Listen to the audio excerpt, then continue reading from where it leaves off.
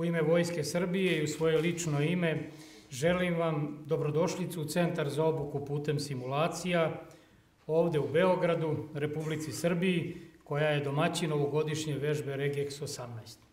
Veoma sam zadovoljan što nakon dugih i opsežnih priprema otpočinjemo sa fazom izvođenja komandno-štabne vežbe podržane računarskim simulacijama.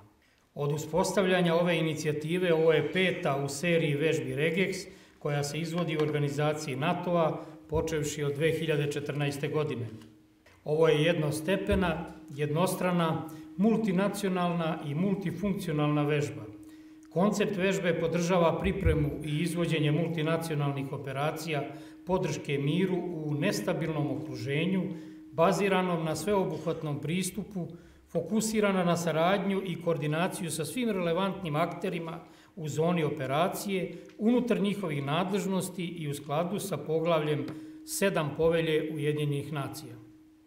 U ime svih pripadnika Vojske Srbije želeo bih još jednom da poželim dobrodošlicu pripadnicima oružanih snaga Azerbejdžana, Alžira, Bosne i Hercegovine, Kolumbije, Gruzije, Kazahstana, Moldavije, Mauritanije, Ujedinjenih Arapskih Emirata, Ukrajine, Makedonije, Pakistana, Egipta, Jordana i Jermenije, kao i predstavnicima internacionalnih organizacija, Međunarodni komitet Crvenog krsta, Ujedinjene nacije, Visoki komesarijat Ujedinjenih nacija za izbeglice, Fond Ujedinjenih nacija za decu, Organizacija za evropsku bezbednost i saradnju, zatim Komesarijat za izbeglice Republike Srbije, specijalna antiteroristička jedinica Ministarstva unutrašnjih poslova Republike Srbije, Crveni krst Srbije i studentima Fakulteta dramskih umetnosti.